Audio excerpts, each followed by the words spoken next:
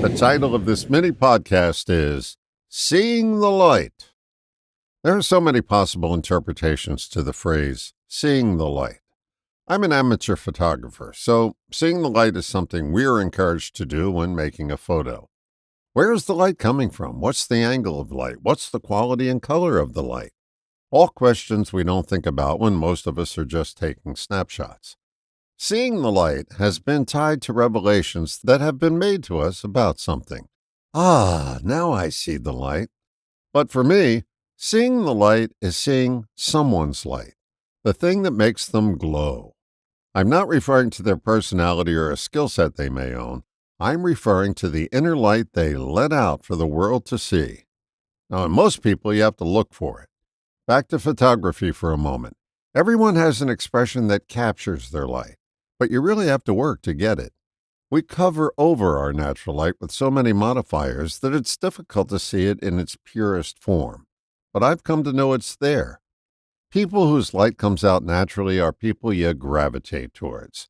Most of us have to work at it, but there are those who just radiate their light without effort. These are people who have something we want, but we just can't seem to put our finger on what that something is. It's their light. They unknowingly provide a sense of safe haven when you're in their company, and that's one of the many reasons you want to be around them. We all have that light. We just have to recognize that it's available and then go to work on letting it shine. That means we have to unboard the doors and windows that are keeping it from adding to the light of day. A good place to start is to let go of pretense. Notice the person filled with light has none.